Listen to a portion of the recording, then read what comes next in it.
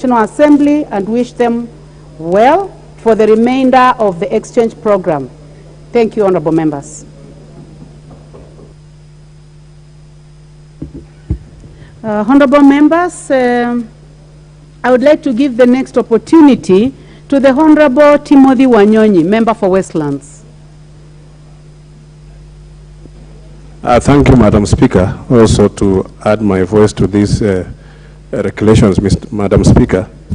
Madam Speaker, from onset, I support these regulations, and one of the objectives of these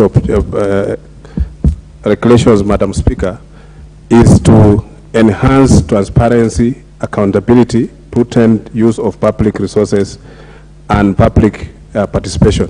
Madam Speaker, there are many decisions that have been made by public officers without involving the public, and this goes a long way to affect the resources. We find that resources are not prudently managed, and hidden information from the public, Madam Speaker. So these regulations will help enhance that transparency and also involve people, citizen participation, which is a constitutional requirement, Madam Speaker, that is mandatory for any public project that is coming in a particular region or area, to involve people whether that project is prudent, is something that is necessary for that region or not.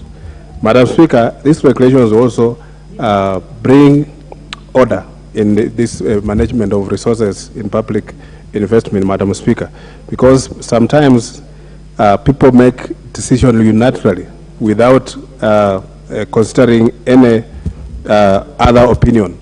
And when people raise opinion, Madam Speaker, look like you are fighting the government or that particular agency that is doing the investment. Madam Speaker, we look that from now, when these regulations now come into force, Madam Speaker, we will have prudent management of public resources, and also, as the leader of majority said, when this expressway was conceived about during President Kibaki's time, Madam Speaker, the investment was supposed to be 25 billion to build this road from all the way from Mlolongo to Rironi, Madam Speaker.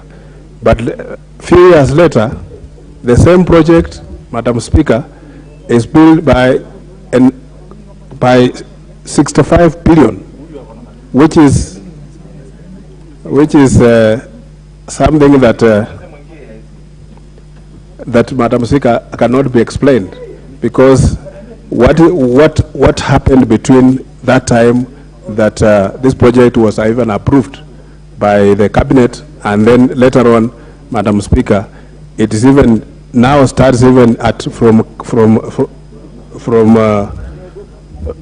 it covers only 25 kilometers, Madam Speaker, and the cost of building it almost tripled. The same with SGR, Madam Speaker.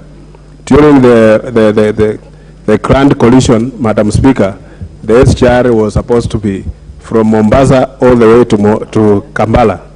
But now later on it's built from Mombasa to Nairobi, Madam Speaker, with the cost that was almost 5 times more than it was the originally. So, Madam Speaker, it is good that these regulations, we approve them, Madam Speaker, so that we can now be able to oversight the public investments and see how the projects, that the resources are properly managed in public, Madam Speaker.